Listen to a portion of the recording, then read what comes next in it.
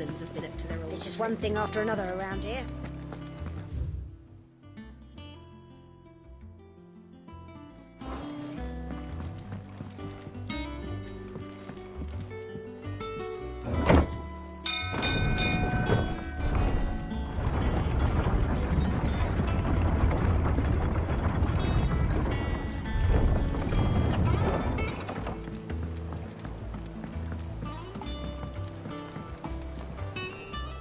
Ah, my dear nephew, how I've missed you.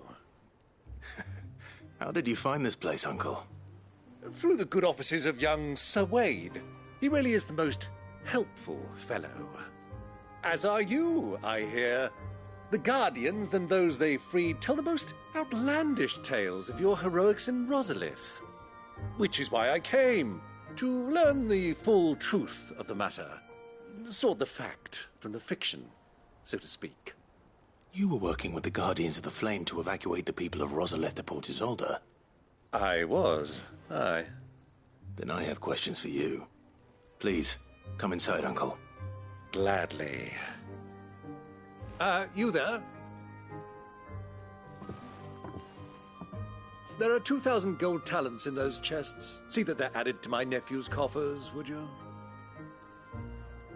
2,000?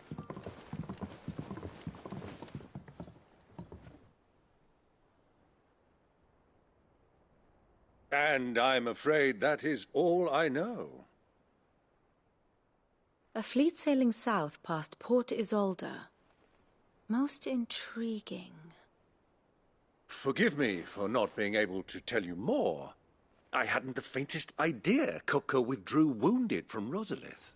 Still less that my own nephew dealt the decisive blow. What do you think, Vivian? I think, with this news of the Dhalmekian fleet and recent reports of the Royalists' movements, that the final piece of the puzzle has fallen into place. Come here and I'll show you.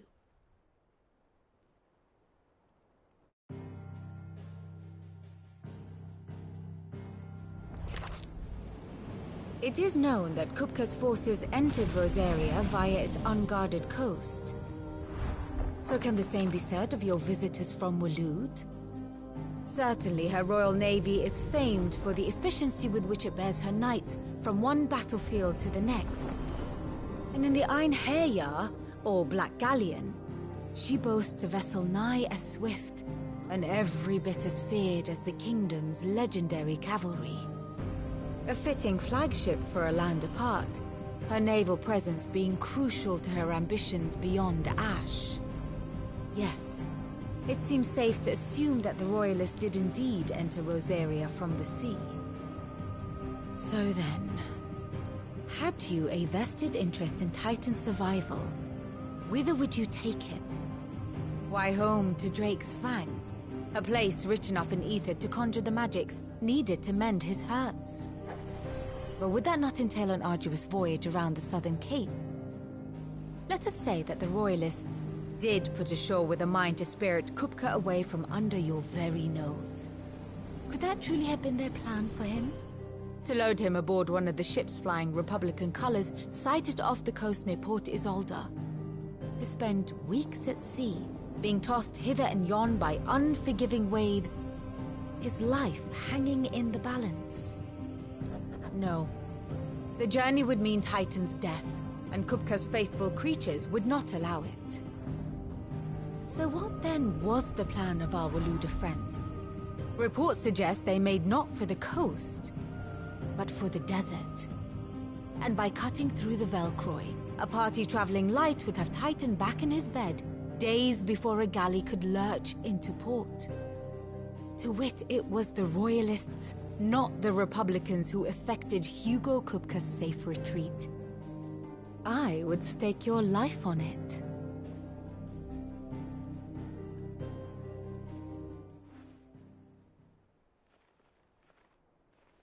So it was the Waloeders who spirited the wretch away. Now I think about it, there was something a little strange about the ships I saw. The men seemed almost crestfallen, as if in mourning. as if they believed, or were made to believe, that their master was dead. You have a keen mind, Lord Rosfield. And you have your answer. To find Kupka, you have merely to follow the Royalist trail across the Velcroy. It may well have gone cold by now, but as they say in the Republic, all roads lead to Drake's Fang. Allow me to accompany you part of the way. As luck would have it, I had intended to journey Canberward on business after visiting you here. The Fang would be but a short detour. I'd be glad of the company. Give me a moment to make ready. I need to tell my friends what we've learned. And where we're going. Very well, but be quick about it, my boy. Time waits for no man.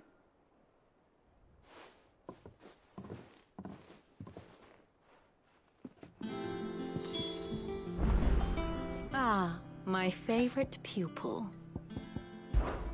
Lord Byron Rosfield. I heard tell.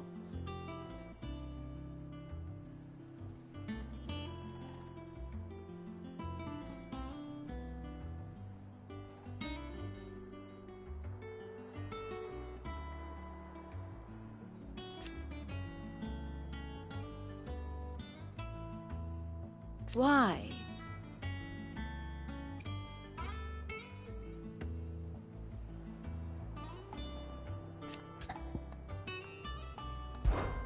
Allow me to educate you. Thus ends today's lesson.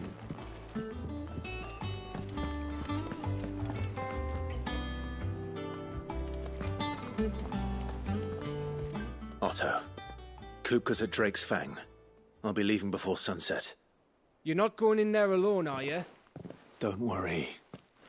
I'm not going there to destroy the Mother Crystal. All I'm after is Kupka's head. I won't risk any more than I have to. I promise. The Lancer and the Fang are all Kupka's personal fiefdom. You have any trouble on the way, you ask for Rosina Dalamil. Some call her the Desert Hare. Who is she? An old associate of Sid's. And only Sid's. All I know is the name, and that they used to meet at the Dalamil Inn. We've heard nothing from her since he died. But I'm thinking maybe the new Sid might be able to bring her back into the fold. Thanks. I'll keep that in mind. So, what about your uncle? I mean, he's welcome to stay, but... Don't look so worried. He'll be coming with me. Thank fuck for that. Gav, Otto, I'm leaving you two in charge. You can count on us. I heard they called Rosina the Desert Hare on account of how little escapes her ears. That and her habit of bolting at the first sign of danger. But if she knew Sid was looking for her, she might just be tempted back out of her burrow. I heard they called Rosina the Desert Hare on account... What's wrong, Gav? It's this gold your uncle gave us. Are you sure it's all right for us to take it? My uncle isn't easily refused. Especially where dispersing his wealth is concerned. But 2,000 talents. I don't even know how much that is in Gil. It's the price of a quayside mansion in the Crystalline Dominion. He sold one to fund our endeavor. He was hoping to part with it anyway, what with war brewing in the region. And, luckily for him, a Sambraquois noble was willing to pay over the odds for a foothold in the Holy Emperor's neighborhood. But still, 2,000 talents? I mean, is it normal for nobles to give away that kind of money? It's normal for my uncle. Fuck me. Oh, the other half live, eh? Well, now that we've got a few gil to rub together, do you think it'd be all right if I splashed out on a few bottles of Lost Wing's finest? Here, leave some for the rest of us, Otto. If he's filling his cellar, I'm filling our larder, starting with a barrel of the best salt-cured northern salmon. I'll leave you to decide how best to use it. Just don't spend all at once, all right? I've never seen a crate full of gil before, let alone two. Your uncle certainly knows how to make an entrance. I've never seen a crate full of gil before, I heard they called Rosina the Dead. I've never seen a crate full of gil before, let alone two. Your uncle certainly knows how to make an entrance. May the winds of fortune be forever at your back, Sid. Don't say that. The last thing you need when you're crossing the desert is for the wind to pick up. May the winds of fortune be forever at your back, Sid.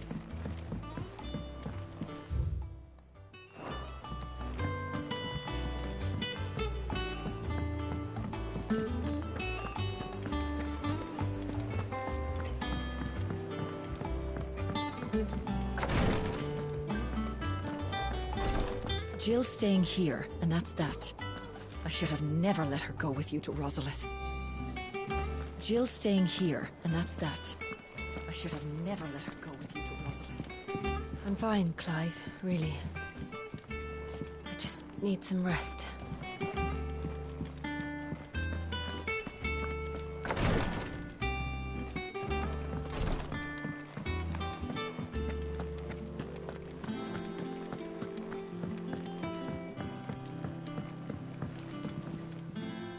All right, Uncle. I'm ready to depart. Shall we? We shall. Come, let us away to adventure.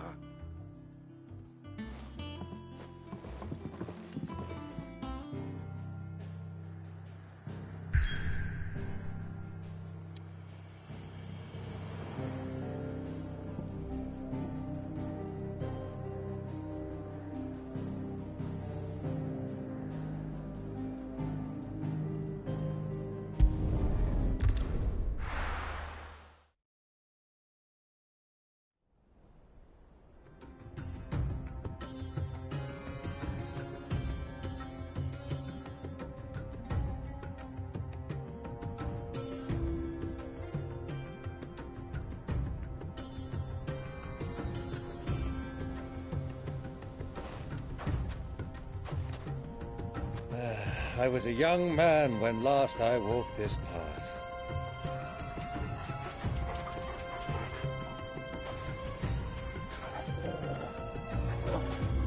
There's an old trading post not far from here. The road to Drake's Fang leads through it. The trading post it is.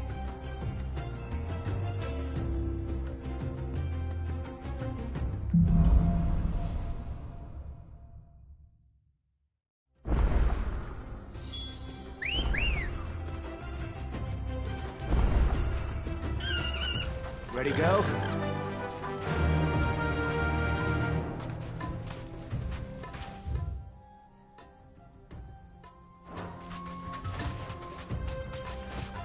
Our destination lies over that dune, beyond the ruins.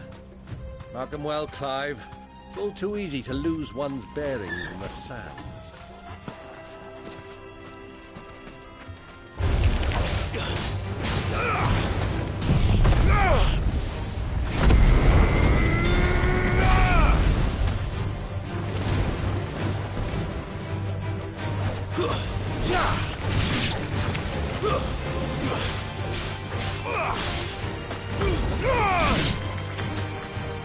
Stand a chance.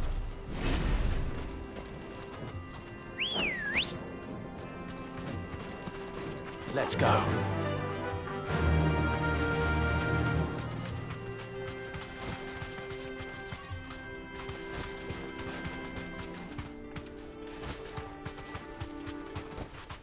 That'll do, girl.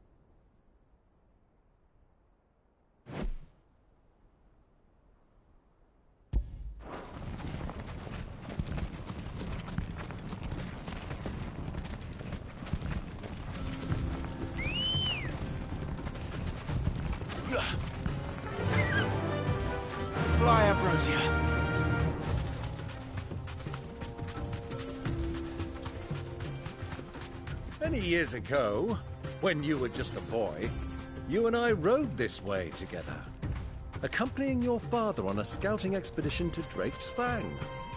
He let me come with you. I'm not surprised you don't remember. It was just before Joshua was born. You were so eager to be there when your brother arrived that you whipped your chocobo too hard on the journey home and fell from the saddle. I shall never forget how Elwyn fussed over you as you sat in the sand, bawling like a babe.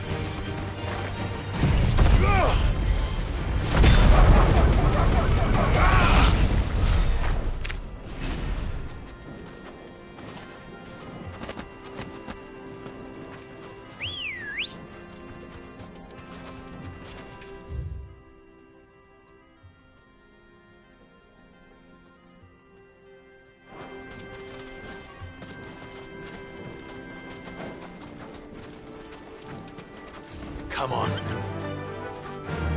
Faster!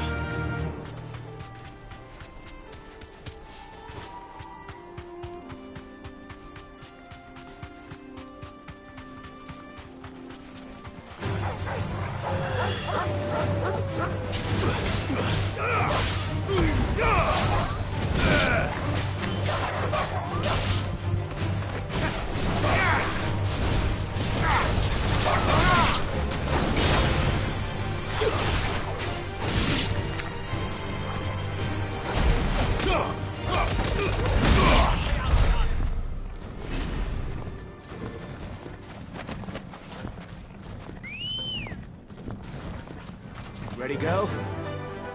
Yeah!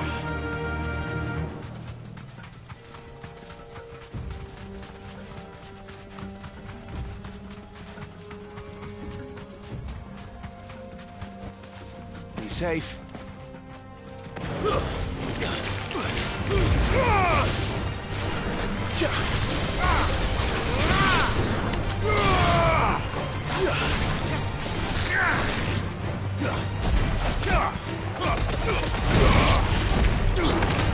Fire and flame! Maruna!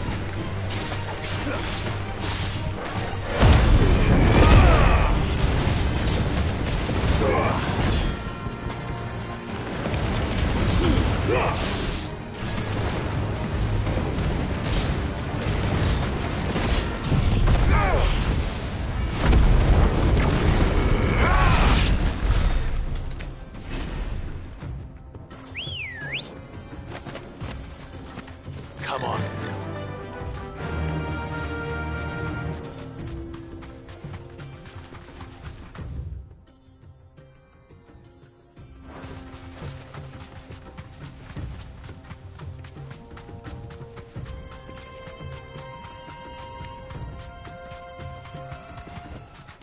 Back to the stables, girl.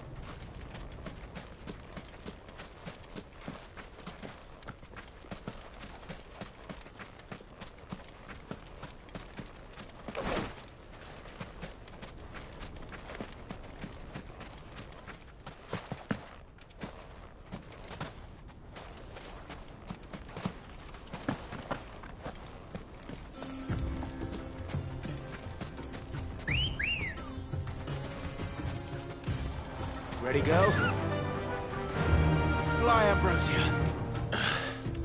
I can't see a thing. Come, Clive! Let us turn back before we lose our way! Time to fight.